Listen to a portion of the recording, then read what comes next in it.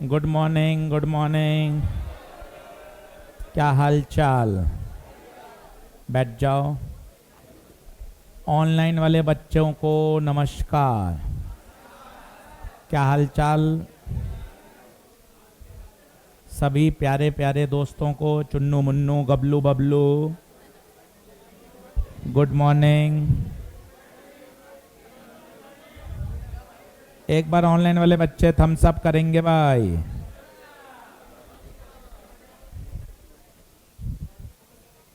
जल्दी से एक बार हाथ हिलाएंगे ऐसे।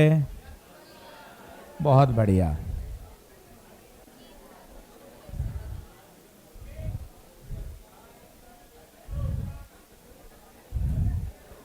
क्लास नोट्स निकाल लो। अंकित सिंह, आदिल, सपना, आदित्य राज, शिवम, रुद्र, प्रज्ञा, प्रियांशी। बेटा नाम में भावुक हो जाते हो हैं। बहुत बढ़िया। कितनी कितनी फीलिंग्स दबी पड़ी हैं अंदर हैं। चलो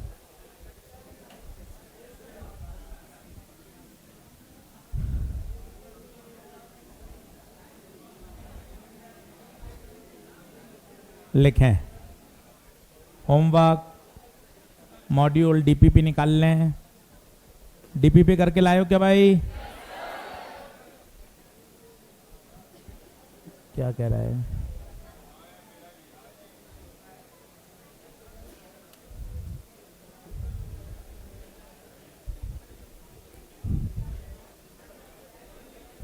चलिए, डीपीपी नंबर कौन सी दी थी? 3। डीपीपी नंबर 3 निकाल लें।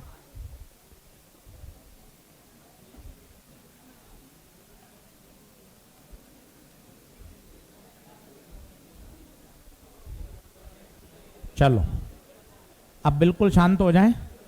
अच्छे मन से क्लास नोट्स में ही जो जो सवाल मैं बोर्ड पे कर रहा हूं क्लास नोट्स में ही उनको सॉल्व करते चलें, तो क्या होगा? बढ़िया हो जाएगा काम। डीपीपी नंबर 3 निकाल लें सब लोग।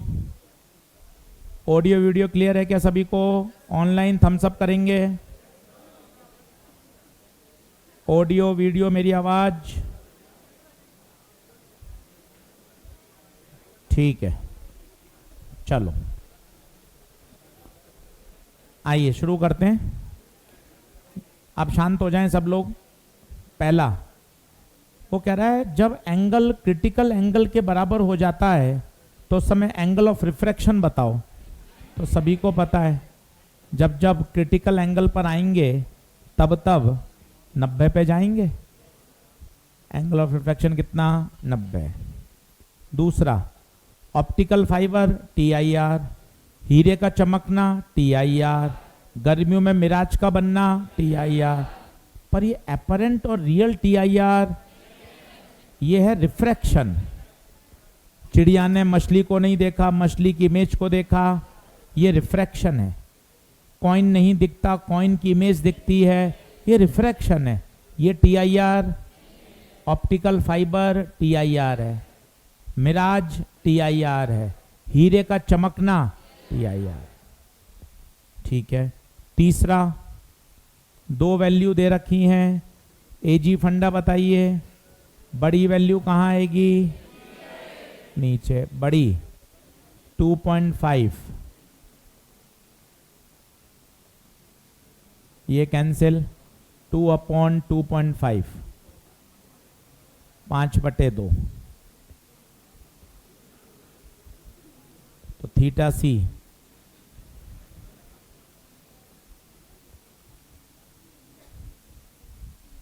4/5। चौथा क्लास में करा दिया था क्या? 5वां हो गया। बड़ी वैल्यू से डिवाइड करना है। 3/2 होता है 1.5, 4/3 होता है 1.33, 1.5 बड़ा है।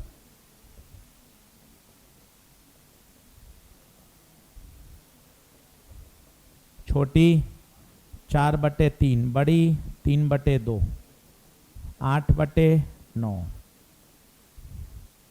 तो ये हो जाएगा साइन इनवर्स 8/9। देख लो भैया, 1 से 5 पे टिक लगा लो। ऑनलाइन वाले बच्चों 1 से 5 ओके है क्या? ऑनलाइन 1 से 5 बता दीजिए ओके है क्या? बेटा कोई डाउट? 1 to 5 क्लियर है? बहुत बढ़िया। चलिए छठा हो गया। सातवां कर लिया था। 7वां स्टार लगा लो, अच्छा सवाल है। एक बार और देख लो 7वां, एक बार और समझ लो, आना चाहिए एकदम बढ़िया। 7वां और देख लो। थोड़ा सा उसका टेम्परेचर कम कर भाई, ऊपर खड़ा हो जा, टेम्परेचर कम कर दे उसका, और कम कर, बस ठीक है। अब देखिए वो क्या कह रहा है, लाइट को ना हवा से प्रिज्म में आई, प्रिज्म से उसको हवा में जाना चाहिए था, पर लाइट यहां चली गई। इसका मतलब क्या हो गया? TIR की एक ही शर्त है, angle of incidence must be greater than critical angle. तो ये एंगल 45, तो 45 must be greater than critical. आपको डायग्राम में क्रिटिकल नहीं दिखेगा, आप सही अप्रोच पकड़ें कि सर वहां पे TIR हो रहा है। अगर वहां TIR हो रहा है तो वहां का एंगल क्रिटिकल से बड़ा होना चाहिए। अब दोनों तरफ क्या ले लें? साइन। तो ये हो जाएगा sine 45, sine 45 1/√ sine theta C।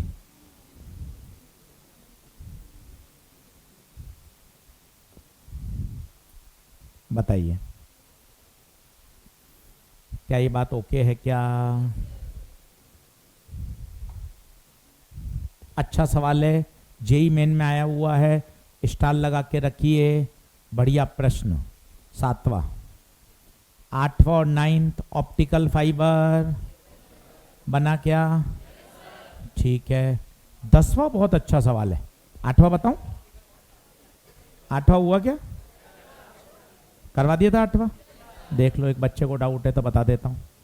Sign alpha का फॉर्मूला, अच्छा कॉपी में बता दिया था, μ1 square minus μ2 square, μ1 √2, μ2 √3/। Value put करनी है। 9th में वो कह रहा है अगर आउटर कवरेज ना हो, आउटर कवरेज का मतलब क्लैडिंग, और अगर क्लैडिंग अब्सेंट है, क्लैडिंग अब्सेंट है तो बताइए μ2 1।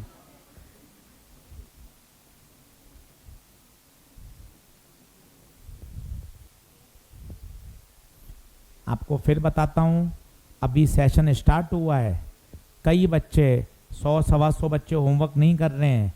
कोई फायदा नहीं है, साल भर निकल जाएगा, हाथ में कुछ भी नहीं लगेगा।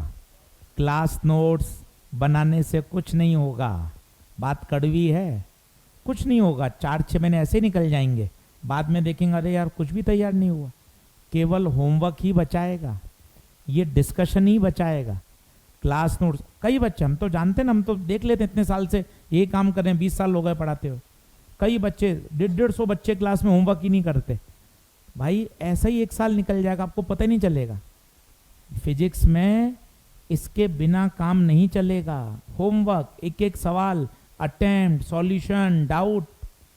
आप सिर्फ कॉपी पढ़ रहे हैं, 5-5 बार कॉपी पढ़ने से कोई फायदा नहीं है। यही थोड़ी ना सवाल आएगा। 7वीं 8वीं नहीं है कि स्कूल की जो किताब है उसी में से पेपर आएगा, वही क्वेश्चन आएंगे, वो ऐसा नहीं है भाई। थोड़ा सा इस बात को समझें।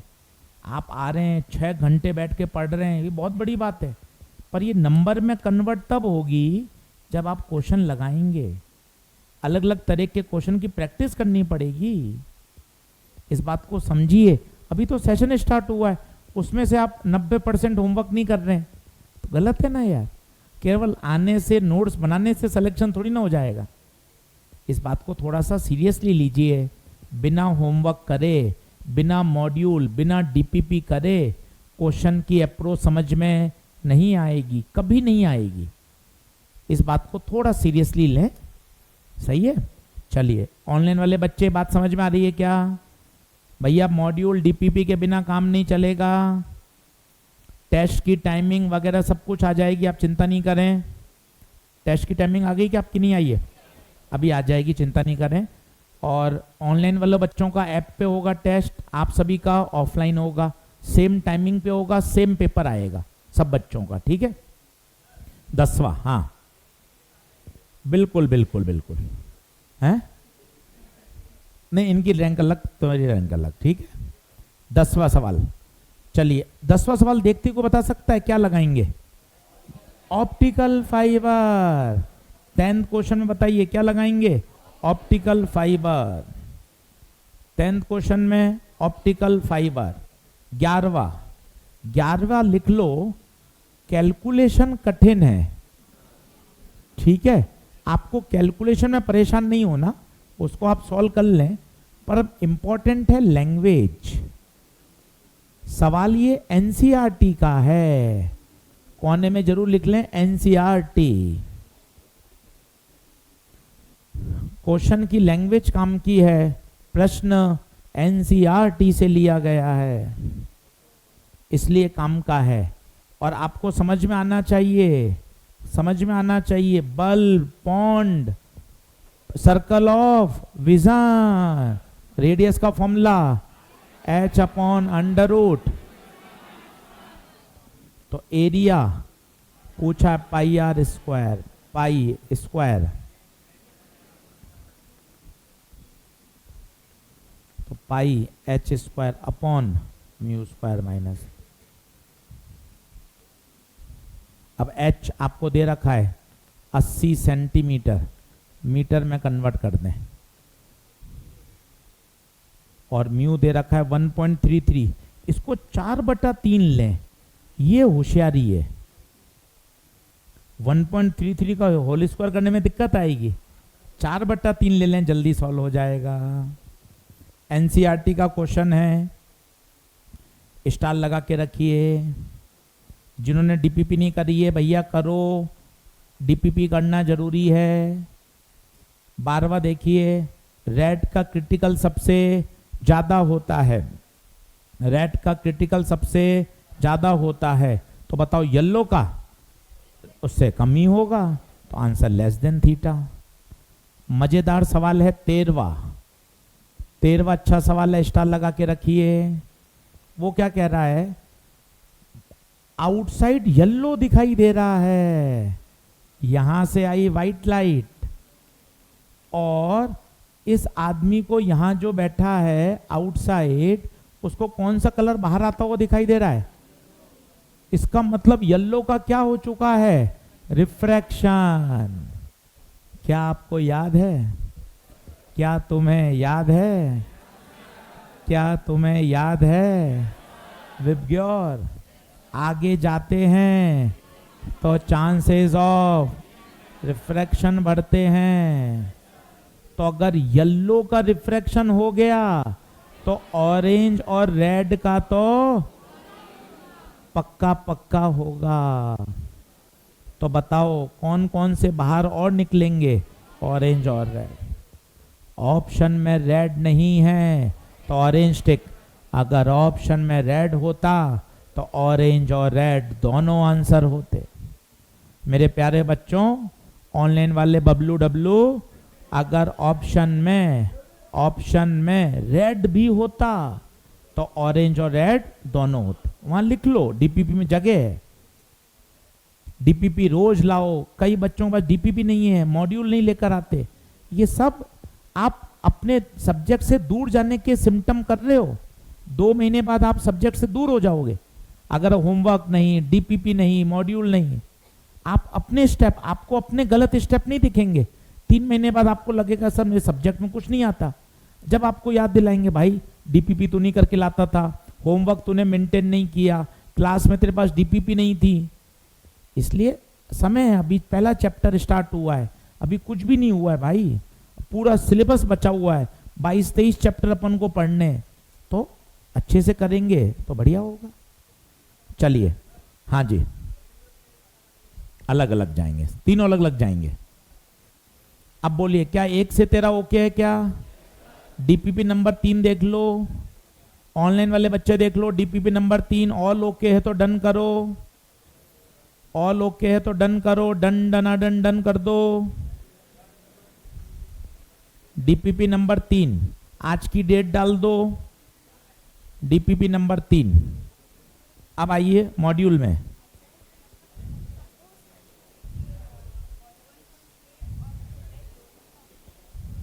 दोनों बोथ 1 और 2 होता।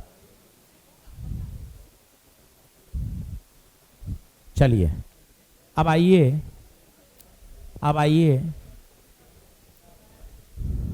एक्सरसाइज नंबर कौन सी दी थी? 1.4।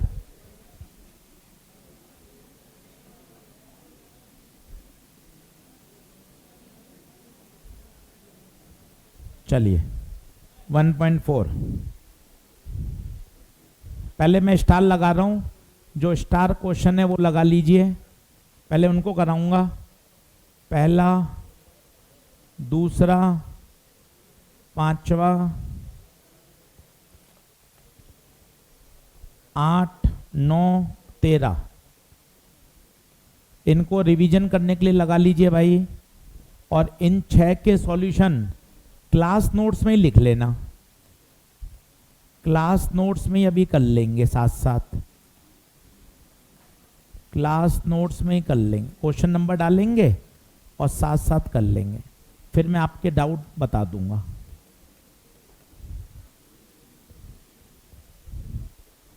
क्लास नोट्स में ही कर लेंगे, इनको टिक लगा के रखो। 1, 2, 5, 8, 9, 13, 1, 2, 5, 8, 9, 13।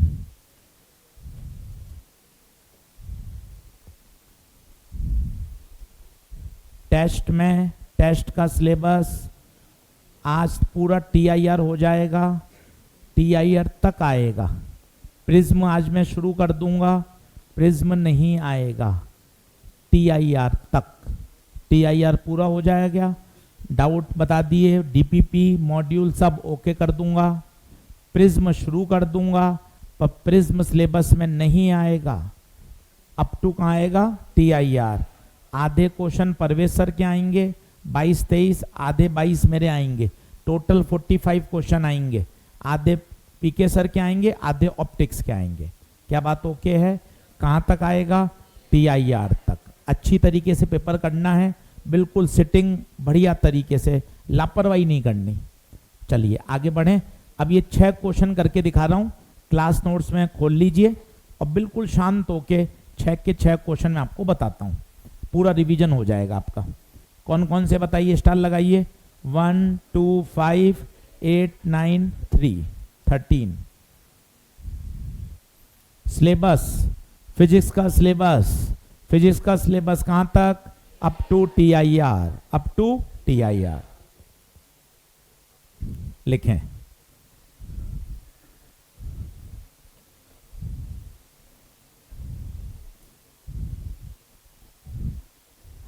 आइए सबसे पहले देखते हैं पहला।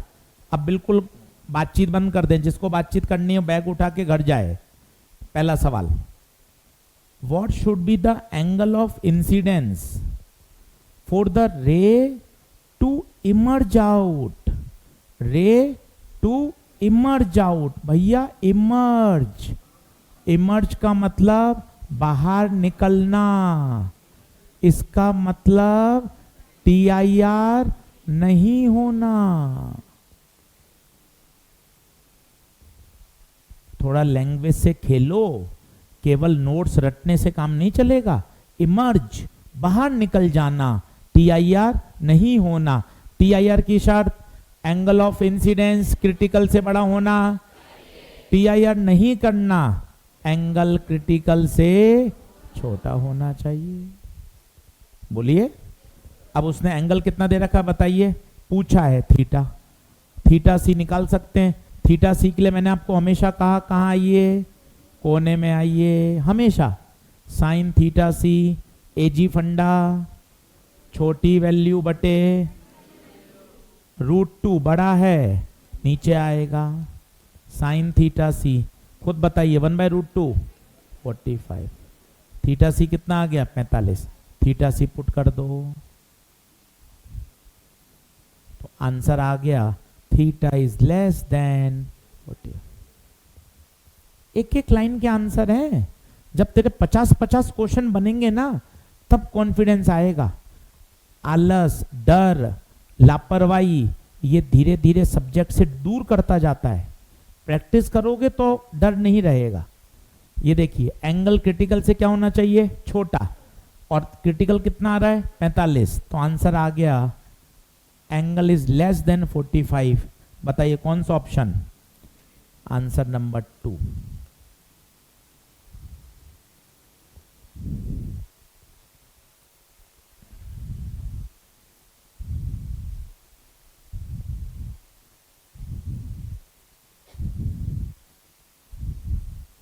बोलिए क्या बात ओके है। क्वेश्चन नंबर 1 बहुत बढ़िया, शानदार है। क्वेश्चन नंबर 2 देखिए, जबरदस्त। भाई ने पूछा है क्रिटिकल एंगल बताओ, थोड़ा तेज बोलिए। नहीं 45 पे इमर्ज नहीं बोलते, उसे बोलते हैं जस्ट सफर TIR। जस्ट सफर TIR, इमर्ज का मतलब होता है दूसरे में जाना। सही बात है। चलिए क्वेश्चन नंबर 2 देखिए। अब देखिए अप्रोच, सॉल्यूशन मत छापिए। उसने पूछा है क्रिटिकल एंगल बताइए। अब क्रिटिकल एंगल के लिए फंडा बताया आपने, छोटी बटे बड़ी। अब एक तरफ एयर है एक तरफ ग्लास है, तो बताइए एयर का छोटा हुआ ग्लास का बड़ा हुआ। इसका मतलब मुझे पहले म्यू फाइंड करना पड़ेगा, अप्रोच बनानी पड़ेगी। उसने पूछा कैलकुलेट क्रिटिकल एंगल, तो क्रिटिकल एंगल आती एजी फंडा, साइन थीटा सी बराबर 1/म्यू। प्रश्न में म्यू गायब है, इसका मतलब पहले मुझे क्या निकालना है, म्यू। म्यू के लिए उसने बहुत नाटकबाजी दी है। क्या दी है सर नाटकबाजी, बहुत सारी दी है। ध्यान से देखो, ध्यान से देखो। लाइट कितने पर आ रही है, लाइट आ रही है 45 पर। और बताइए क्या नाटकबाजी दी है, डेविएट हो गई कितने पर, 15 पे। अरे सर आपने कल बताया भी था डेल्टा बराबर, आपने अभी अभी बताया था। आपने कल हमें बहुत प्यार से सिखाया था, हमें सिखाया है, हमें पढ़ाया है, हमें समझाया है। डेल्टा बराबर I - R। मेरे प्यारे बच्चों डेल्टा 15, I 45, तो बता R 30। R कितना आ गया 30। अब बताइए क्या लगा दूं, स्नेल लॉ, राजा राजा स्नेल लॉ। ऊपर का म्यू, ऊपर का एंगल, नीचे का म्यू, कौन सा लेंगे 30 नॉर्मल के साथ। तो साइन 45 1/√2, साइन 30 1/2, म्यू रूट। देख लो म्यू समझ में आ रहा है क्या। अब साइन थीटा सी 1/म्यू, म्यू कितना √2। कॉपी में लिख लो, देखते मत रहो। थीटा सी 45। मत बोल, थोड़ा थोड़ा अपन को ऐसा लगता है अपन धीरे बोल रहे हैं, पर ऐसे 50 बच्चे और सोच रहे हैं तो क्या क्लास में शोरगुल हो जाता है। आप गिनो कितने कॉन्सेप्ट लग गए, मजा आएगा। 3 कॉन्सेप्ट, बहुत बढ़िया। पहला डेल्टा बराबर I - R, दूसरा स्नेल लॉ, तीसरा क्रिटिकल एंगल। इसलिए दूसरा सवाल काम का है भाई, कॉपी में लिख के रखिए, खूब पढ़िए। क्वेश्चन गलत होते हैं, फिजिक्स के न्यूमेरिकल किसी को समझ में नहीं आते, किसी को अच्छे नहीं लगते, पर करने पड़ेंगे। अच्छे लगते नहीं है, करने पड़ेंगे, और करेंगे तो धीरे धीरे आपकी हैबिट भी बन जाएगी।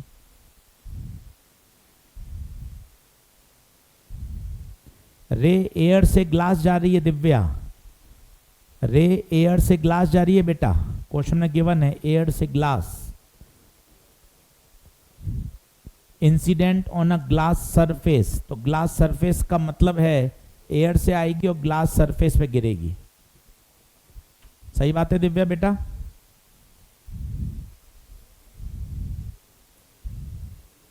आगे बढ़े, चलिए आगे बढ़ें आगे बढ़ें। अब आइए, दूसरा टिक लगा लिया। अब आइए पांचवा। पांचवा तो बहुत अच्छा सवाल है भाई। पांचवा इसलिए अच्छा सवाल है, पता नहीं चलता कि इसमें एक बहुत बढ़िया कॉन्सेप्ट लगाना पड़ेगा। इसको नोट कर लीजिए। करूं, आगे कर दूं? पांचवा, पांचवा देखिए, कह रहा है light travel a distance x in time t1 in air. तो दो खाते खोल लीजिए, एयर और मीडियम। एयर में कितनी दूरी x और टाइम कितना t1। मीडियम में कितनी दूरी 10x और टाइम कितना t2। टाइम कितना t2। अब आपसे क्रिटिकल एंगल पूछा है, तो सर आपने हमें बहुत अच्छे से बताया था क्रिटिकल एंगल छोटी बटे बड़ी। सर क्या क्या हो सकते थे? वेवलेंथ हो सकता था, और स्पीड हो सकती थी, और म्यू। पर गुप्ता सर तीनों नहीं दे रखे, ना वेवलेंथ है, ना स्पीड है, ना वेवलेंथ है, ना म्यू है। पर सर डिस्टेंस और टाइम है, क्या स्पीड निकाल सकते हैं क्या? स्पीड बराबर distance upon distance x, time t1। तो स्पीड आ गई x बाय t1।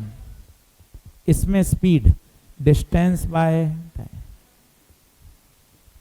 पर समस्या ये है, जिसके लिए सवाल अच्छा है, कि बंटी परेशान है, इसमें बड़ी स्पीड कौन सी?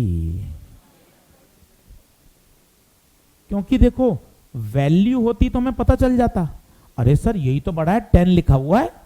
अरे ऐसे कंपेयर नहीं हो सकता, नीचे का t अलग अलग है। तो जो तू ऐसे सोच रहा है ना कि 10x बड़ा है, ऐसे नहीं होगा रमेश, ऐसा नहीं होगा कि 10x बड़ा है, नहीं।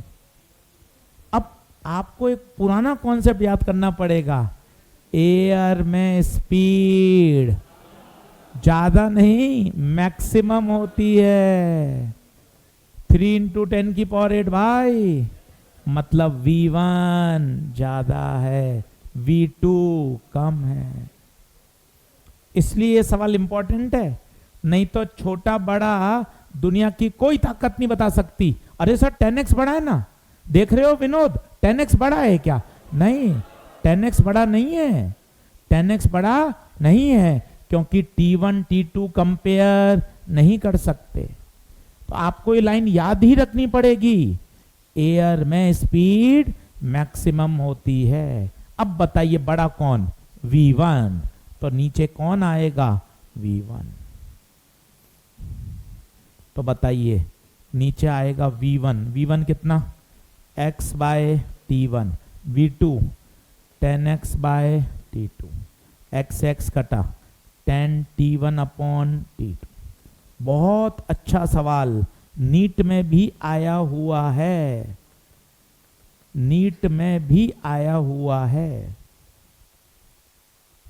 आराम से पूरा लिखिए, बैठिए मत, पेन चलाएंगे तो होगा। आपको चाहिए नोट्स, और फिजिक्स नोट्स से नहीं चलेगी, फिजिक्स चलेगी पेन से, फिजिक्स चलेगी न्यूमेरिकल से। बताइए स्पीड ऑफ लाइट मैक्सिमम कहां? एयर में।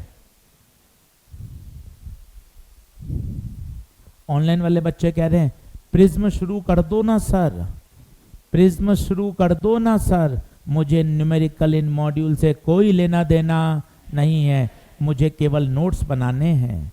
जिस प्रकार मैं केमिस्ट्री और बायो के नोट्स बनाता हूँ, उसी तरह मुझे सुंदर सुंदर फिजिक्स के भी नोट्स बनाने हैं।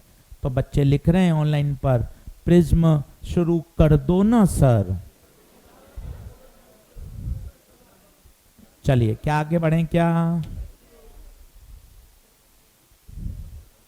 Clear clear. तो पांचवा सवाल अच्छा भैया, पांचवें सवाल में ध्यान रखना है, एयर में स्पीड मैक्सिमम। छठा सातवां हो गया होगा। अब आठवां देखिए, आठवां फिर अच्छा है,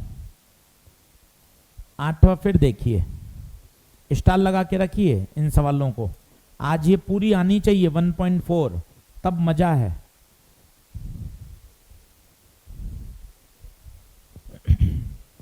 चलिए आठवां, आठवें में एक लास्ट में लाइन दी हुई है, देखो, रे अंडरगो TIR, रे अंडरगो TIR की शर्त बोलो। यहां देखो, यहां देखो, मम्मी कसम, मम्मी कसम, यहां देखो, मम्मी कसम है सबको, यहां देखो।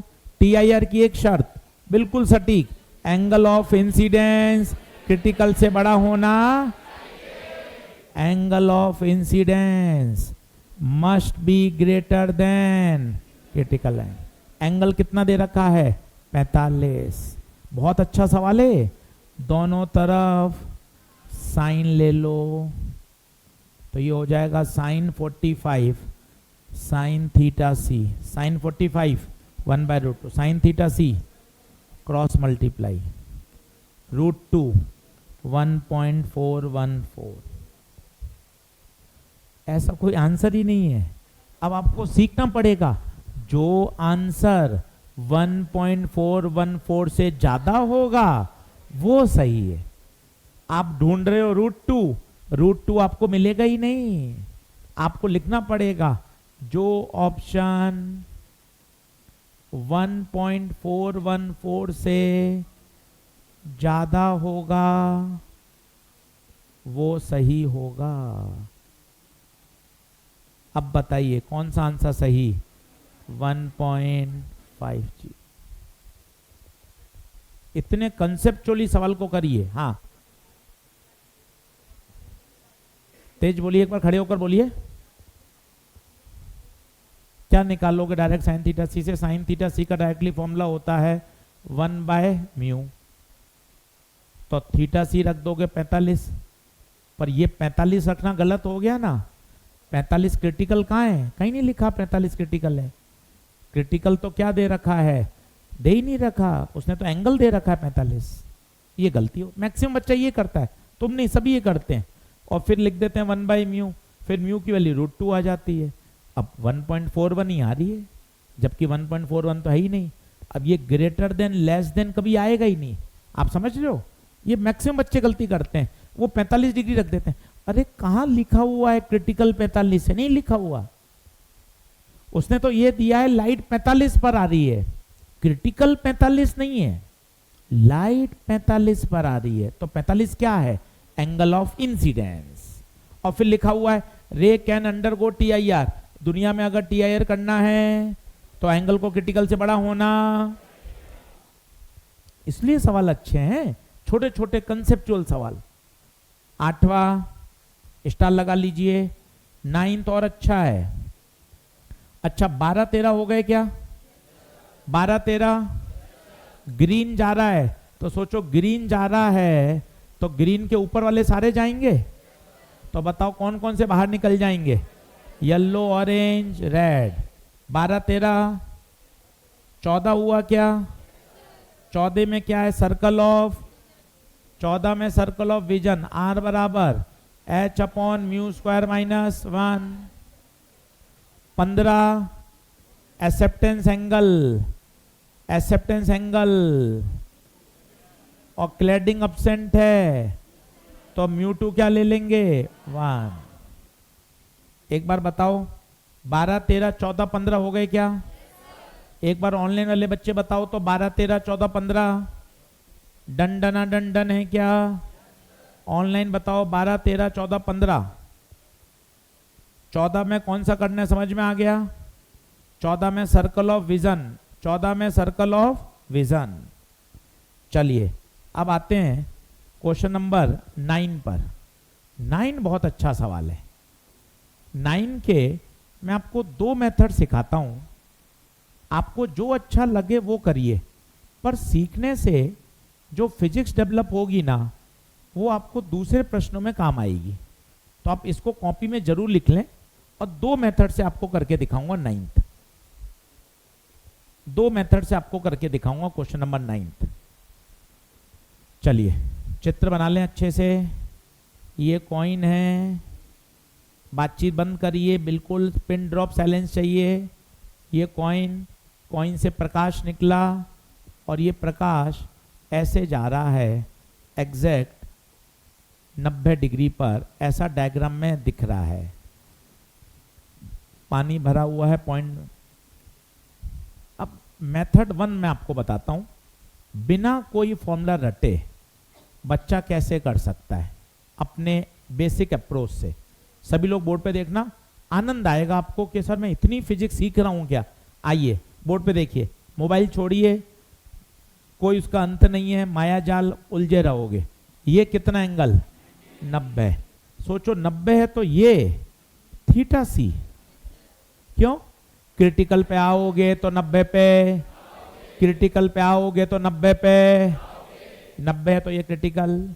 सोच ये थीटा सी है तो ये भी थीटा सी, ऑल्टरनेट एंगल।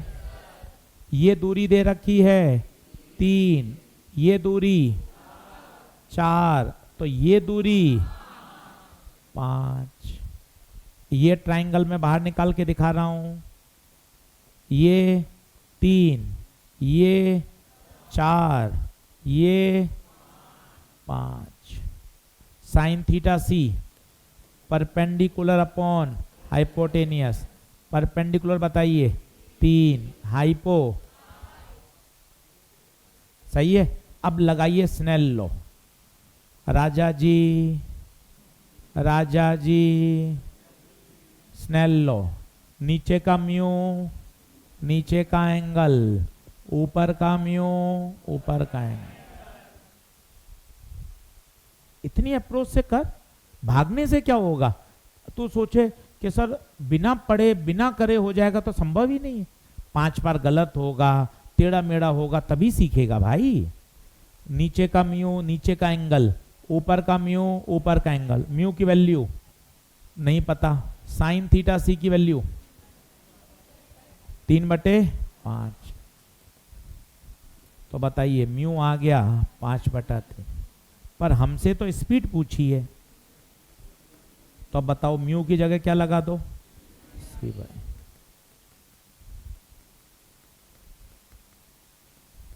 अब सी 3 × 10⁸।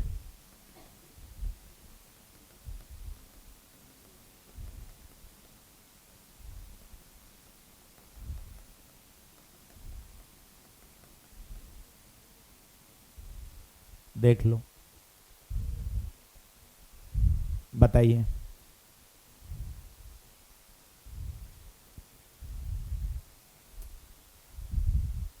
ये 3 है, ये 4 है, तो ये 5। पाइथागोरस, कई मेधावी छात्र कह रहे हैं 5 कहां से आ गया? होनहार 5 कहां से आ गया? अरे पाइथागोरस ट्रिपलेट 5 वहीं से आया है जहां से 8वीं 9वीं 10वीं निकली है, वहीं से आया, उस स्कूल से आया है। ये 3, ये 4 और ये 5, पाइथागोरस ट्रिपलेट। होनहार छात्र हमारे, मेधावी। सर 5, सर ये 5 कहां से लिख दिया सर आपने? बिल्कुल वही मेथड 2 वही है। अब जैसे देखो इस बच्चे ने बोला और काफी बच्चों ने भी किया होगा, सर ये सवाल सर्कल ऑफ विजन से भी हो सकता है। वही देखो, वही सोचना है कैसे। ये कॉइन से प्रकाश यहां, अरे सर मैं यहां भी मान लूं क्या? हाँ मान ले चल। अब देख ये सर्कल ऑफ विजन की फीलिंग आ रही है भाई, जल्दी से देख, सर्कल ऑफ विजन की फीलिंग आ रही है। बता रेडियस कितना, चिल्लाओ, रेडियस, हाइट 4, तो अपन वाला फॉर्मूला लगा सकते हैं, याद करिए, रेडियस 3, हाइट 4, तो R बराबर h अपॉन अंडर रूट, तो R 3 h 4, स्क्वायर कर दीजिए, 9 16 म्यू स्क्वायर माइनस 1।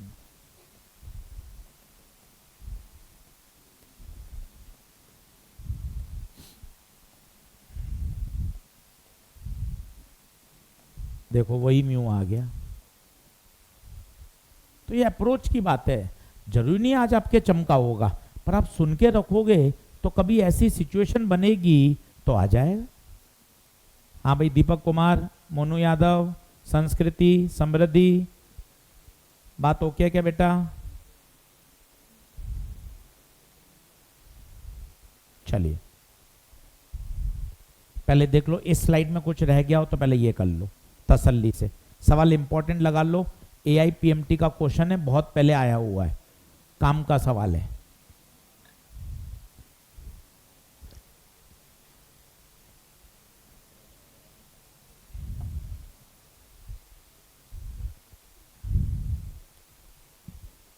बोलिए क्या बात ओके है क्या?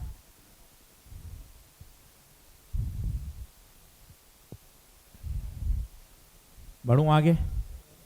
चलिए, मिराज 10वां सवाल बताइए, मिराज TIR। 11वां बताइए, रेड वायलेट येलो सबसे ज्यादा किसका होता है? रेड का। वायलेट का सबसे कम। 12 13 हो गए क्या?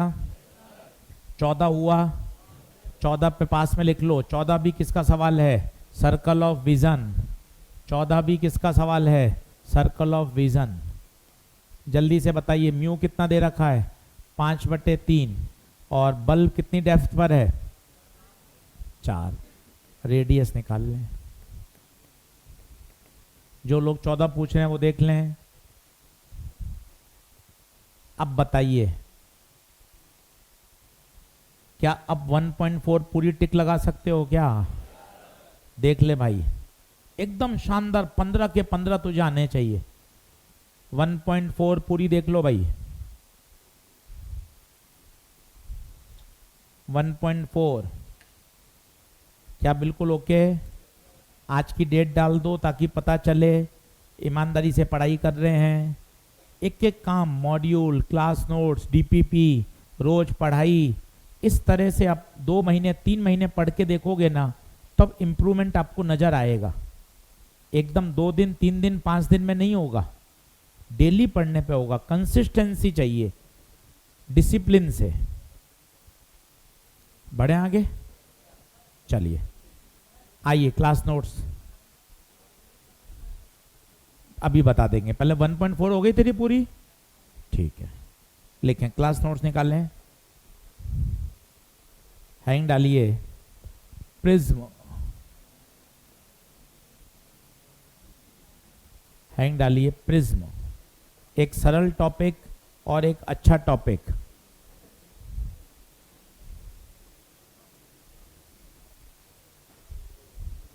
प्रिज्म,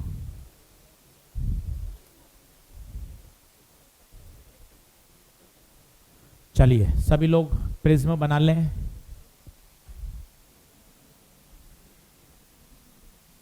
वैसे तो आपने प्रिज्म कभी देखा हो प्रैक्टिकली? नहीं देखा?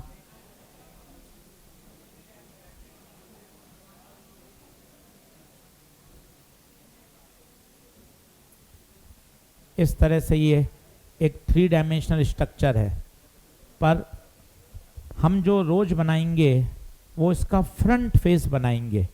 ये इसका फ्रंट फेस। अब प्रिज्म क्या होता है? बहुत आसान टॉपिक, 2.5 लेक्चर का टॉपिक है, सारे सवाल बन जाएंगे, पर अच्छे से एक एक बात समझना। सबसे पहले ये प्रिज्म देखते जाना, लाइट आई, साथ साथ बनाते जाओ। ये इंसिडेंट लाइट, ये क्या खींचा? नॉर्मल। यहां से हुआ रिफ्रैक्शन, ये रिफ्रैक्शन हुआ। फिर वापस रिफ्रैक्शन। आशीष सर 2 बार क्यों हुआ? खुद सोचिए, हवा से कहां गए? ग्लास में, ग्लास से वापस कहां गए? हवा में, हवा से ग्लास, ग्लास से वापस हवा। जिन 2 फेज से रिफ्रैक्शन हुआ उनको मैं एक बार अंडरलाइन कर रहा हूं। सर ये वाले फेज से हुआ और इससे हुआ। जिन 2 फेज से रिफ्रैक्शन होता है उनके बीच का एंगल एंगल ऑफ प्रिज्म कहलाता है। डेफिनेशन बहुत सुंदर है। एंगल ऑफ प्रिज्म क्या कहलाता है? जिन 2 फेज से रिफ्रैक्शन हो रहा है उनके बीच का एंगल एंगल ऑफ प्रिज्म। क्या बात सही है क्या?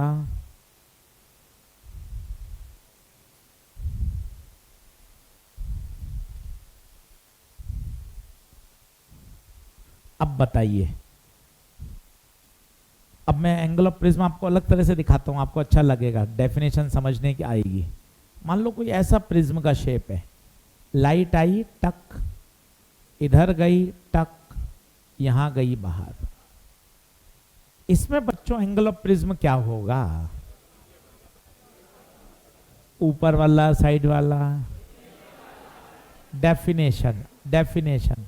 जिन 2 सरफेस से रिफ्रैक्शन होता है उनके बीच का एंगल, एक इससे रिफ्रैक्शन हो रहा है, एक इससे रिफ्रैक्शन हो रहा है, इनके बीच का एंगल एंगल ऑफ प्रिज्म। यही तो सीखने का है। सर एक बार और बताइए, और देखिए।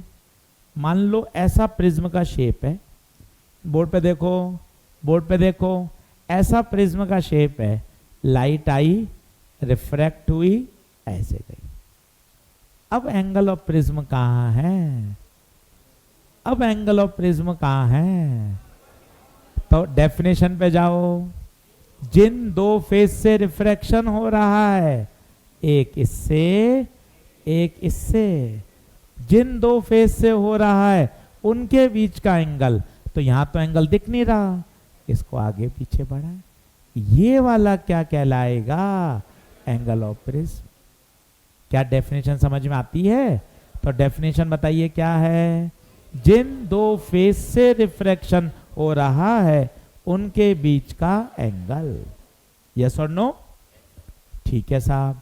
ये एंगल को कहते हैं एंगल ऑफ इंसिडेंस। ये कहलाता है R1, ये R2 और ये कहलाता है E। ये डायग्राम आपके दिमाग में सेट होना चाहिए। इतनी बार बनेगा, उधर I, इधर E, ऊपर A का नाम आपको याद हो गया पर आपने लिखा नहीं, A एंगल ऑफ प्रिज्म। इसका एक नाम और होता है एपेक्स एंगल, एक नाम और होता है रिफ्रैक्टिंग एंगल। देखिए 2 नाम होते हैं, इनफैक्ट 3 नाम होते हैं, एंगल ऑफ प्रिज्म, दूसरा एपेक्स एंगल, तीसरा refracting angle. Audio video okay क्या? चलिए 2-3 अपडेट दे देता हूं सभी बच्चों को। ऑनलाइन वाले बच्चों की ज़्यादा क्वेरी आती है तो बता देता हूं। पहला, बहुत ही जल्द मंडे या ट्यूसडे से लैपटॉप डेस्कटॉप पर भी आप रिकॉर्डेड लेक्चर देख पाएंगे। अभी आप केवल उस पर लाइव क्लास अटेंड कर पाते हैं, अब लैपटॉप पर भी रिकॉर्डेड लेक्चर दिखाई देंगे। पहला, कुछ बच्चों के मॉड्यूल डिस्पैच हो गए हैं, उनको रिसीव भी हो गए हैं, पर बहुत परेशानी होती है। हमने इतने मॉड्यूल डिस्पैच किए, 50% कोरियर ने रिटर्न कर दिए। कहीं आपके एड्रेस, कहीं पिन कोड, कहीं आपका ऐसा एरिया है वहाँ पे कोरियर वाला सर्विस नहीं दे रहा है, तो वहाँ फिर हमने उसको चेंज किया है, दूसरे कोरियर से अब वापस से उसको किए हैं। तो आप परेशानी मत होइएगा, 10 दिन 12 दिन 15 दिन में सबको डिस्पैच हो जाएगा, क्योंकि यहाँ से भेज दिए वापस रिटर्न आ गया है, तो ये थोड़ी प्रॉब्लम है, सब चीज़ें सॉर्ट आउट हो जाएंगी। तीसरी बात, आपका टेस्ट ऐप पर होगा। चौथी बात, कोई आपको परेशानी आ रही हो आप मुझे और भेजिए, मॉड्यूल का भी मत इंक्वायरी करिए, मॉड्यूल के डिस्पैच कर दिए गए, मैं टेलीग्राम पे भी डाल देता हूँ, टेलीग्राम चैनल को अपडेट करके रखिए, वहाँ जानकारी आती जाती है रोज। मॉड्यूल नहीं मिला, मॉड्यूल नहीं मिला, मॉड्यूल नहीं मिला, मॉड्यूल नहीं मिला, अरे लिख दिया भाई, मॉड्यूल आउट ऑफ स्टॉक हो गए हैं, भेज दिए गए हैं, रिमेनिंग भी बहुत जल्दी आ जाएंगे। फिर भी नाम, रोल नंबर और अपना पूरा एड्रेस, एकदम सही कम्युनिकेशन एड्रेस मुझे भेजें विथ पिन कोड। एड्रेस भेजने का तरीका होता है, अपना नाम लिखते हैं, फिर सन ऑफ पिताजी का नाम लिखते हैं, फिर पूरा पता, फिर एक लैंडमार्क, आसपास कोई एक लैंडमार्क लिखते हैं, फिर पूरा पिन और फिर मोबाइल नंबर। मोबाइल नंबर 2 देने चाहिए क्योंकि कोरियर वाला मोबाइल लगाएगा भाई अगर नहीं होगा। और फिर अभी कोई प्रॉब्लम आ रही हो, कोई ऐप से संबंधित कोई ग्लिच आ रही हो, वो लिखिए, ये मुझे भेजिए क्लास के बाद। धीरे धीरे चीज़ें स्मूथ होती जाएंगी, काफ़ी स्मूथ हो गई हैं, अब क्लासेस बहुत अच्छे स्तर पे चल रही हैं, सब चीज़ें एकदम सेट हो जाएंगी। इसलिए आराम से पढ़िए, साल भर पढ़ना है। ऑफलाइन वाले बच्चे तो हमसे रोज मिलते ही हैं, अपन को अच्छे से पढ़ना ही पढ़ना है, बिल्कुल सिस्टमेटिक, सही बात है।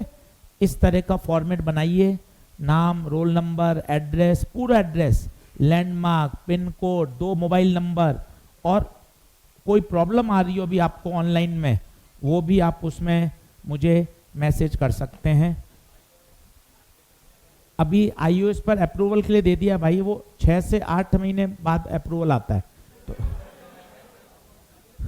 हाँ क्या कर सकते हैं, वो उसकी एप्पल की पॉलिसी ऐसी है कि सारे ऐप वो एकदम से अप्रूवल नहीं देता है, 6 महीने जब उसका पूरा टेस्टिंग होती है उसके बाद अप्रूवल आता है।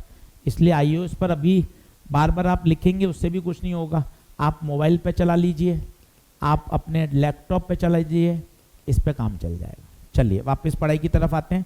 आई होप ऑनलाइन वाले सभी बच्चों को मैंने क्वेरी कर दी है, फिर भी आप मुझे मैसेज कर दीजिए, सब सॉल्व हो जाएगा, बिल्कुल मत परेशान होइए। चलिए एक के 3 नाम याद करिए। पहला एंगल ऑफ प्रिज्म, दूसरा एपेक्स एंगल, तीसरा रिफ्रैक्टिंग एंगल। क्या बात ओके है? अब एक चीज इसमें और आती है बच्चों, वो आता है डेल्टा, इसे बोलते हैं एंगल ऑफ डेविएशन। क्या बोलते हैं? Angle of deviation. एक बार और चित्र बनाएं, 5 बार बनेगा ये, ऐसा याद हो जाएगा ना आपको। इंसिडेंट रे, ये आई, ये R1, ये R2, ये E। अब सभी जनता बोर्ड पे देखे, मजा आएगा। अगर प्रिज्म नहीं होता, अगर प्रिज्म, तो क्या ये इंसिडेंट रे सीधी जाती? परंतु प्रिज्म ने इसको अपने रास्ते से मोड़ दिया, डेविएट कर दिया, ये इस रास्ते पे चली गई। तो ये जो एंगल है, this angle is called angle of deviation. Sir एक बार और बताइए, मैं और बताता हूं, वापस सुनिए मेरी बात। अगर प्रिज्म नहीं होता, अगर प्रिज्म नहीं होता तो ये इंसिडेंट रे बिल्कुल सीधी जाती, परंतु प्रिज्म ने इसको अपने रास्ते से मोड़ दिया। जितने एंगल पे मोड़ दिया, that angle is called angle of deviation. Maximum बच्चे तो यही नाम जानते हैं। एक बार एम्स में अच्छी लैंग्वेज आ गई डेल्टा की, angle between incident ray and emergent रे। क्या ये नाम भी अच्छा है क्या? आओ मैं थोड़ी डायग्राम की ऐसी तैसी कर रहा हूं, आप मत करना, आप मत करना। ये इंसिडेंट रे देख मैंने डार्क कर दी, ये देख मैंने इमर्जेंट रे डार्क कर दी। अब बता क्या दोनों के बीच का एंगल डेल्टा है क्या? तो मैक्सिमम बच्चे तो डेल्टा का एक ही नाम जानते हैं, एंगल ऑफ डेविएशन, पर एक बढ़िया नाम और है, angle between incident ray and emergent रे। आइए ड्रॉ कर लीजिए, अच्छे से दिमाग में बैठाइए, इनका नाम सीखिए, आई, ई, R1, R2। अब 2 स्टैंडर्ड फॉर्मूले हैं, वो लिखिए। स्टैंडर्ड रिजल्ट, डेरिवेशन हम नहीं कर रहे हैं, वो 12th बोर्ड के लिए होते हैं। ए होता है R1 प्लस R2 और डेल्टा होता है आई प्लस ई माइनस ए,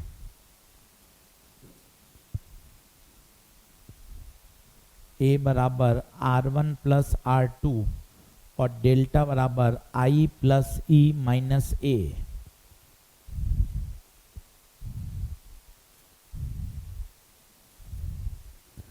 अब बताइए, इन सब के नाम बोलना सीखिए तो मजा आएगा।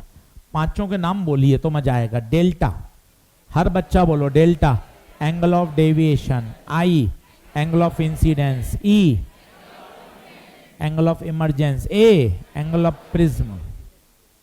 और ए बराबर R1 प्लस R2। एकदम फोटो दिमाग में सेट हो तो मजा आएगा। ये आई, ये ई, R1 R2, ऊपर वाला ए, ये डेल्टा। सारे नाम डायग्राम याद होंगे तब प्रश्न करने में आनंद आएगा। बोलिए, क्या ये बात ओके है? क्या आगे बढ़ें? लिखें एक पहला क्वेश्चन। पहला क्वेश्चन लिखें। इंसिडेंट रे समझते हैं? इंसिडेंट रे, ये इंसिडेंट रे है। इमरजेंट रे, इमरजेंट का मतलब क्या होता है? इमर्ज हो गई, बाहर निकल गई, इसे बोलते हैं इमरजेंट रे। लिखें, in the given cases, in the given cases find out the angle of deviation।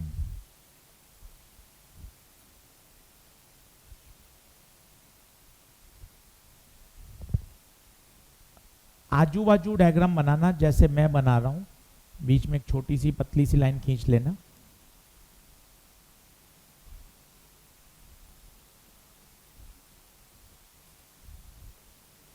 छोटा सा सवाल है, पर मेरा अगला टॉपिक ना यहीं से शुरू होगा।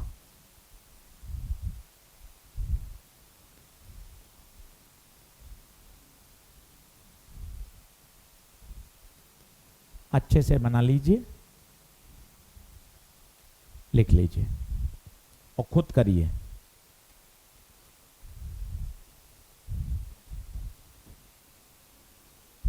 चलिए, जब तक ऑनलाइन वाले बच्चों से एक बार देख लेता हूँ। इमरजेंट रे का मतलब बता दिया, टेस्ट ऐप पर होगा बता दिया, टेस्ट ऐप पर है, बिल्कुल ठीक बात है। ऐप ओपन नहीं हो रहा तो भैया मुझे आप मैसेज करो, मैं सही करवाऊंगा। कुछ मॉड्यूल बच गए हैं, वो कब तक आएंगे? वो नेक्स्ट राउंड में आएंगे 15 से 20 दिन बाद। मॉड्यूल 2 डिस्पैच 2 ऑर्डर में आएंगे। मेरे मॉड्यूल्स आ गए हैं पर पूरे नहीं आए, पूरे भेजे ही नहीं तो कहाँ से आएंगे?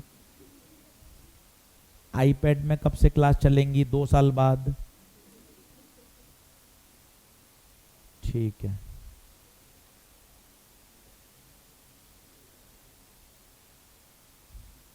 हाँ दोनों केस में डेल्टा बताओ।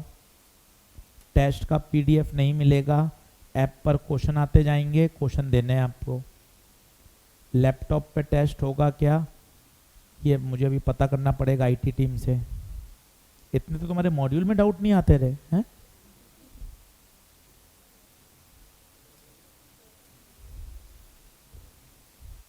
हाँ जी, दोनों केस में डेल्टा कितना? डेल्टा कितना? 40। आई बताएगा कोई इसमें? आई 45, ई 55, ए 60। यहां आई क्यों? लाइट यहां से आ रही है, यहां से आ रही है, तो इंसिडेंट एंगल ये होगा ना। ई 45, ए। अब डेल्टा का फॉर्मूला सब बोलो, आई प्लस ई माइनस ए डेल्टा, आई प्लस ई माइनस ए, आई 45, ई 55, ए 60। तो कितना हो गया? 40।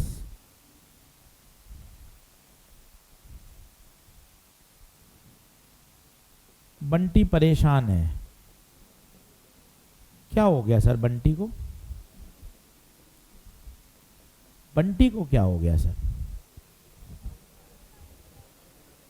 बंटी ये कह रहा है कि गुप्ता जी मुझे आप ये बताओ दोनों में डेल्टा सेम कैसे आया, जबकि एक बार तो लाइट मैंने 45 पे डाली और एक बार लाइट 55 पे डाली, जबकि दोनों केस में डेल्टा क्या आ रहा है, सेम। ये कहलाता है प्रिंसिपल ऑफ रिवर्सिबिलिटी। 45 पे लाइट डाली, कितने पे निकली, 55 पे। उल्टा करो, 55 पे लाइट आई, 45 पे निकली। This is called principle of reversibility. और एक बात अब सुनना, अब फिर हमने बनाया एक ग्राफ डेल्टा वर्सेस आई में। ये सबसे इंपॉर्टेंट ग्राफ है, इसको फील करिएगा, पेन पेंसिल छोड़िएगा। ये देखिए, ये एक प्रैक्टिकल ग्राफ है, आप फील करना, बनाना मत। किसी भी एक डेल्टा 40 डिग्री के लिए आई की कितनी वैल्यू संभव है, 2। आप खुद देखो, कोई भी एक डेल्टा, मान लो मुझे चाहिए था 32 डिग्री, 32 डिग्री के लिए ग्राफ कितनी जगह कट रहा है, और भाई इसका मतलब आई के कितनी वैल्यू। और आप खुद देखो, ये एग्जाम्पल आपको चिल्ला चिल्ला के बता रहा है। For getting 40 degree delta we have 2 value of I, one is 45, other is. अगर मैं डायग्राम में बनाऊं, डेल्टा 40 डिग्री के लिए एक आई तो चाहिए था 45 और एक आई 55। अगर ये आई है तो ये ई की तरह काम करेगा, और अगर ये आई है तो ये ई की तरह काम करेगा। क्या बातें समझ में आ रही है? फिर हिंदी में बोल रहा हूं, कोई एक पर्टिकुलर डेल्टा प्राप्त करने के लिए ग्राफ 2 जगह कट रहा है। आप देखिए ना, ये डेल्टा के लिए 2 जगह कट रहा है, इस डेल्टा के लिए 2 जगह कट रहा है, इस डेल्टा के लिए 2 जगह कट रहा है, इस डेल्टा की जगह 2 जगह कट रहा है। ये 2 जगह कटने का क्या मतलब है? 2 जगह कटने का क्या मतलब है? हमारे पास आई की कितनी वैल्यू पॉसिबल है? 2 वैल्यू पॉसिबल है। उसमें से एक बोलेंगे आई, तो दूसरा क्या बोलेंगे? ई। बट एक डेल्टा ऐसा है मेरे बच्चे, मेरे प्यारे बच्चों, एक डेल्टा ऐसा है, चुनमुन छोटे दोस्तों, एक डेल्टा ऐसा है जब ग्राफ केवल एक जगह कट रहा है, और एक जगह कट रहा है, इस डेल्टा को बोलते हैं डेल्टा मिनिमम। और इस समय आई की एक वैल्यू है 2, क्योंकि ग्राफ कितनी जगह, और उस समय आई और ई दोनों बराबर। क्या बात समझ में आ रही है? मैं फिर बताता हूं, बोर्ड पे देखिए, खुश मन से कुछ मत लिखिए, वापस देखिए, बाद में बना लीजिएगा, कोई टेंशन नहीं है, धीरे धीरे मैं फिर समझा रहा हूं। चलो सभी लोग बोर्ड पे देखो, मम्मी का समय, सबको बोर्ड पे देखो। सबसे पहले ये ग्राफ देखिए। पहली बात तो ये ग्राफ पैराबोला नहीं है, आप बनाते समय ऐसा बनाओगे, सर से तो सुंदर ग्राफ बन नहीं रहा, सर की तो उम्र हो गई, मैं तो ऐसा बनाऊंगा, ये गलत है। अल्लाह, गलत है। ग्राफ पैराबोला, ग्राफ असिमेट्रिक है। कैसा है? असिमेट्रिक। दूर दूर तक भी पैराबोला नहीं है। बताओ क्या ये बात ओके है क्या? अगली बात, जैसे मैं बोल रहा हूं अब तुम बोलो, 5वीं बार हो गया। कोई एक डेल्टा प्राप्त करने के लिए आई की कितनी वैल्यू? आपके सामने ये डेटा है, ये मैंने इसलिए तो कराया ताकि आप बात को सीखो। डेल्टा 40 डिग्री प्राप्त करने के लिए आई की कितनी वैल्यू? 2। आई की 2 वैल्यू पॉसिबल है। उसमें से एक क्या कहलाता है? Angle of incidence. तो दूसरा क्या कहलाता है? Angle of emergence. पर एक डेल्टा ऐसा है बच्चों, जब दोनों बराबर हो जाते हैं, और वो डेल्टा डेल्टा नहीं है, डेल्टा मिनिमम है। यस और नो? चलिए पहले मैं इन सब बातों को लिखता हूं, आप भी नोट करिए, आप भी नोट करिए, डायग्राम बना लीजिए। ये डेल्टा 2 जगह कटता है, आराम से बनाइए। हाँ जी, क्या सेम है? एक ही प्रिज्म की बात हो रही है ना, प्रिज्म तो एक ही, तो ये तो सेम ही रहेगा ना। जो सारा एक्सपेरिमेंट कर रहे हैं वो एक ही प्रिज्म पे कर रहे हैं, उस प्रिज्म का ए तो कभी बदलेगा ही, तो कंडीशन की जरूरत ही नहीं है।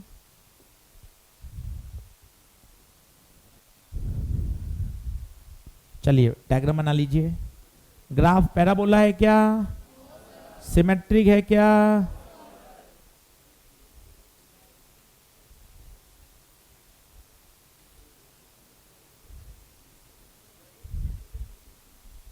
प्रैक्टिकल ग्राफ है, एक्सपेरिमेंटल ग्राफ है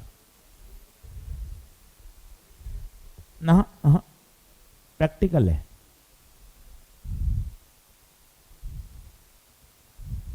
लिखिए पहला पॉइंट, पहले लिख लें। For getting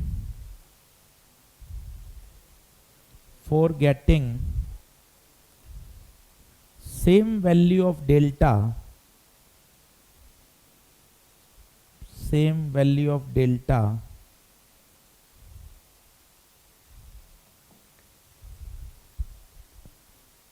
comma we have two angle of incidence,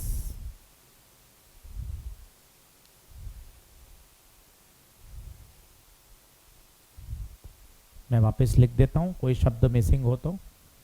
for getting same value of delta we have two angle of incidence,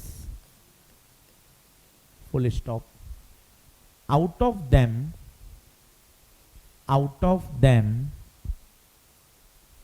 one is called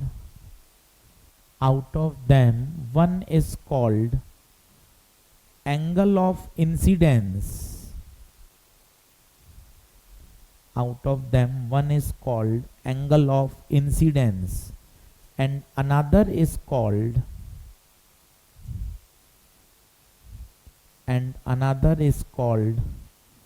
angle of emergence.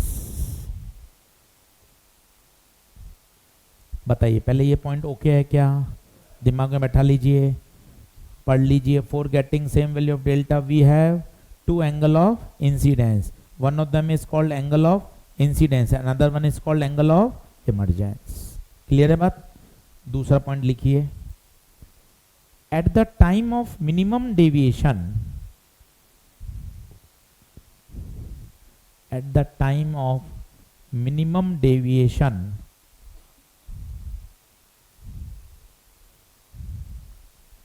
comma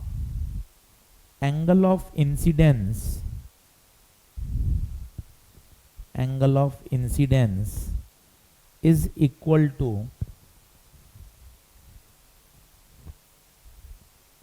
angle of emergence. वापस बोल रहा हूं दूसरा point. At the time of minimum deviation, comma angle of incidence is equal to angle of emergence. बोलिए क्या बात clear है? Diagram में मेंशन भी कर लें। ये एक ऐसा डेल्टा है जिसे बोलते हैं डेल्टा मिन, और बताइए डेल्टा मिन की कंडीशन क्या होनी चाहिए? आई और ई बराबर होने चाहिए।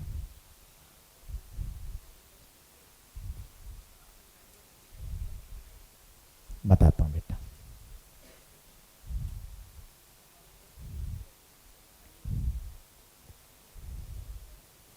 जब I 45 है तो उस समय ये E 55 होगा, और जब I 55 है तो E 45 होगा। सही भाई, हमें तो कुछ भी लग सकता है, उसमें कोई दिक्कत नहीं है, फिजिक्स ही है, ठीक है। अपन को तो कुछ भी लगे, अपने क्या है। चलिए, तो हर डेल्टा के लिए I की कितनी वैल्यू है? 2। बट एक डेल्टा ऐसा है दोस्तों, एक डेल्टा ऐसा है जो डेल्टा मिनिमम है और उस समय आई और ई बराबर है। बोलो क्या बात ओके है? चलिए अब लिखेंगे लाइन चेंज करके, लाइन चेंज करके लिखेंगे कंडीशन ऑफ मिनिमम डेविएशन।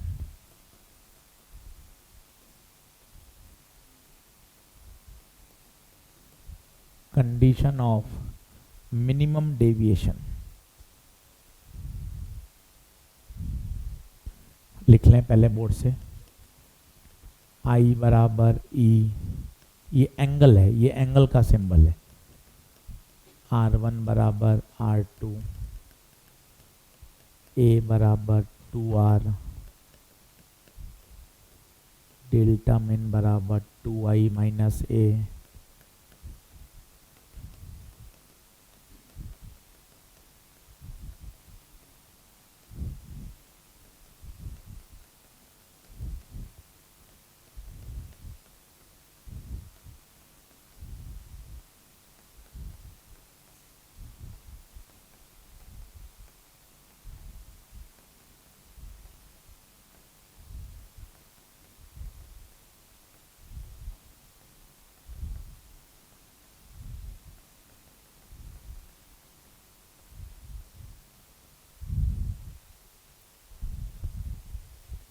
अभी 6 कंडीशन कैसे आई मैं आपको 6 की 6 अभी डिराइव करके दिखाऊंगा, पर आपको डिराइव नहीं करनी है, नोट्स नहीं पढ़ने, आपको तो ये 6 याद होनी चाहिए।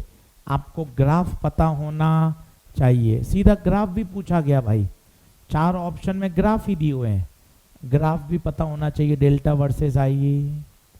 डायग्राम आपको एकदम याद होना चाहिए, इधर वाला आई, इधर R1, यहाँ R2, यहाँ E, ऊपर A, दो फॉर्मूले A बराबर R1 plus R2 delta I plus E minus A। भाई साहब इस स्लाइड से 70% प्रिज्म के आप क्वेश्चन कर सकते हो, केवल इस स्लाइड से ही सब बातें आ गई। देख इसमें मैंने सबसे पहला वाला डायग्राम बना दिया, दोनों फॉर्मूले लिख दिए, ग्राफ बना दिया, मिनिमम डेविएशन की शर्त, ग्राफ फिर समझा देता हूं तुझे, तेरा मन खुश हो जाएगा, ग्राफ फिर देख ले और सेंटेंस बोल जो मैं बोल रहा हूं, हर डेल्टा के लिए ग्राफ कितनी जगह कट रहा है, तो कितनी वैल्यू 2, परंतु एक डेल्टा ऐसा है दोस्तों जब ग्राफ एक जगह है और उस समय आई और ई बराबर है।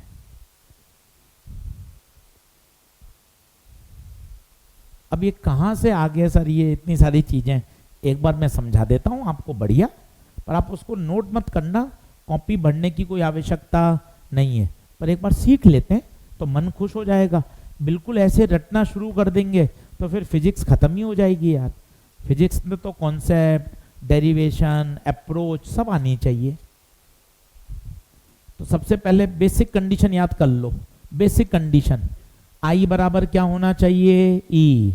जब जब मिनिमम डेविएशन होगा तब तब आई बराबर ई होगा। क्या बात ओके है? चलिए बोर्ड पे देखिए, लिखना है क्या? जल्दी आओ।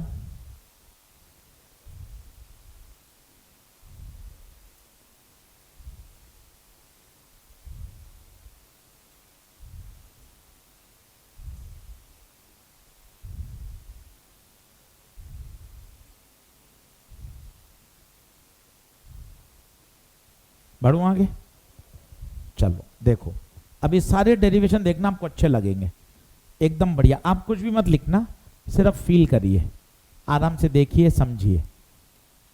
देखो फिर बना रहा है, 5वीं बार बन गया डायग्राम, दिमाग में छप जाए तो मजा आ जाए। आई, R1, R2, E, A, mu बाहर का 1। सबसे पहली कंडीशन आई और ई, ई बराबर आई लिख दूं। चलिए स्नेल लॉ लगाना भाई, यहां पर सब लोग बोलो, सिर्फ देखना है, लिखना नहीं है। स्नेल लॉ, बाहर का म्यू बाहर का एंगल, अंदर का म्यू, ठीक है। यहां लगाइए स्नेल लॉ, बोलिए अंदर का म्यू, अंदर का एंगल, बाहर का म्यू, बाहर का एंगल। आई लिख दूं, ई की जगह आई लिख दूं। ये देखिए, ये दोनों के पार्ट सेम है। अगर एक पार्ट सेम है तो दूसरे पार्ट को भी सेम होना। म्यू साइन R1 बराबर म्यू साइन R2, म्यू से म्यू रवाना, साइन R1 बराबर साइन से साइन रवाना। बताइए, पहली कंडीशन आ गई। अब हम जानते हैं ए बराबर था R1 प्लस, और R और R दोनों बराबर हैं, तो सोचिए R प्लस R, ए बराबर 2R आ गया। देखते जाइए, सारे पॉइंट आते जा रहे हैं। पहला I बराबर E, दूसरा R1 बराबर R2, तीसरा A बराबर 2R। और देखना, और देखना, डेल्टा का formula I plus E minus A.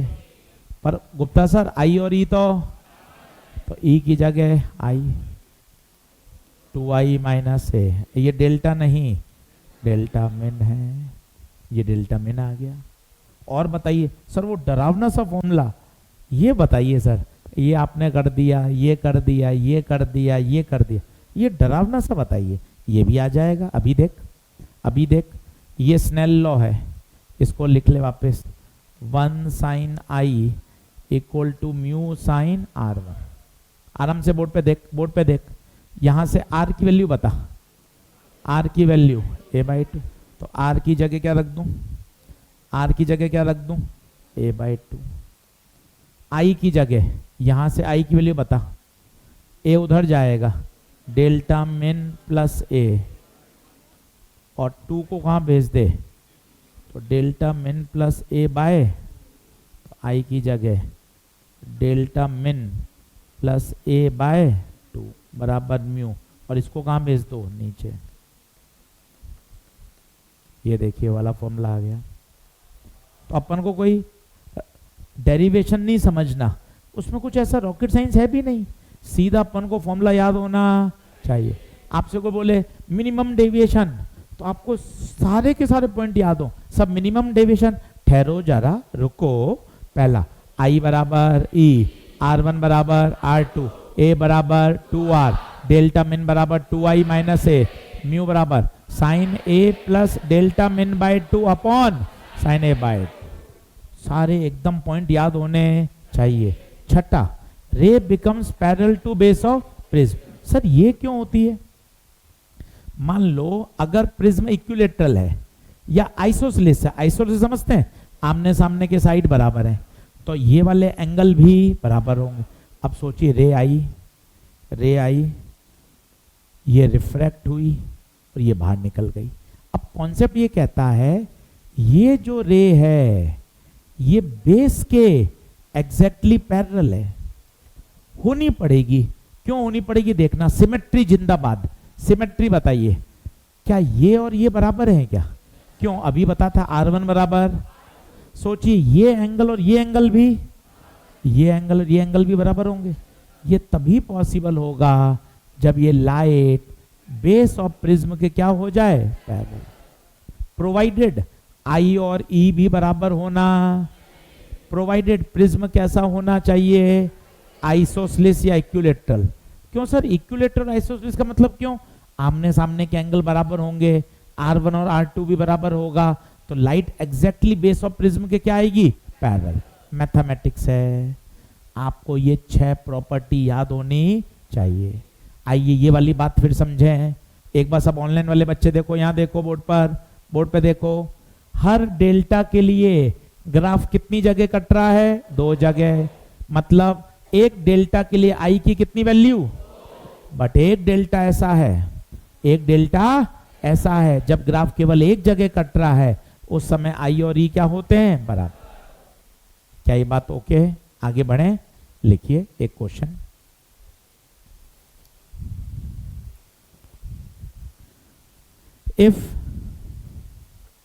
if the refractive index, if the refractive index, if the refractive index of the prism of the prism is given as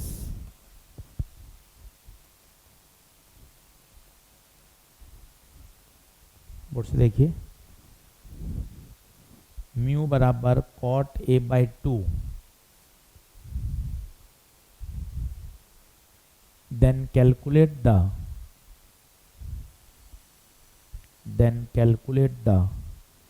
angle of minimum deviation.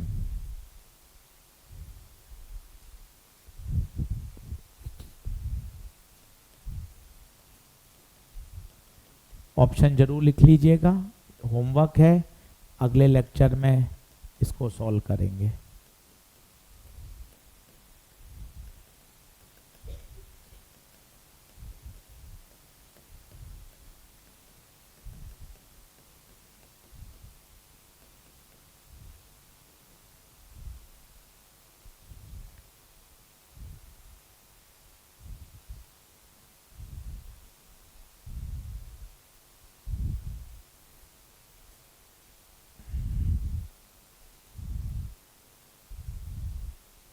हाँ जी, सभी बच्चों को all the best, paper अच्छा करके आइएगा, अगले lecture में इसको अपन सही करेंगे, ठीक है।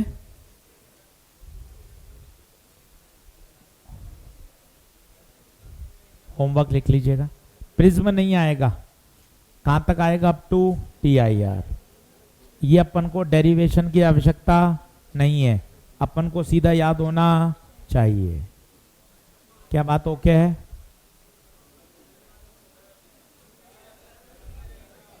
कल की छुट्टी इसलिए नहीं करा रहे क्योंकि आगे करेंगे भविष्य में, अभी इसलिए नहीं करा रहे ताकि अभी थोड़ा सा सिलेबस कम हुआ है ना, तो अपना फेज लेट चालू हुआ है, थोड़ा सा अपन सिलेबस को कवर कर ले। पुराने फेज की हो रही है, आपकी भी होगी। अभी क्या है, ज़्यादा सिलेबस हुआ भी नहीं है तो छुट्टी की आवश्यकता नहीं, आप समझो। -2, 3 में जब सिलेबस बढ़ जाएगा तब आपको रिवीजन करने के लिए एक समय चाहिए। हमें कुछ छुट्टी, हमें तो मजे आएंगे नहीं पढ़ाना है तो। आप इस बात को समझिए क्या कारण है। अभी सिलेबस है बहुत कम, तो आप अभी नॉर्मल में भी इसको मैनेज कर सकते हो। दूसरे, तीसरे, चौथे में जब सिलेबस बढ़ेगा तब छुट्टी की आवश्यकता है। तो अपन ने इसलिए एक छुट्टी यहाँ पर कॉम्प्रोमाइज करी ताकि सिलेबस भी थोड़ा बढ़ जाए, अपन बराबर भी आ जाएं और नुकसान भी नहीं हो। क्या बात सही है? अगली बार से पूरी छुट्टी प्लान करेंगे। चलिए, सभी का धन्यवाद।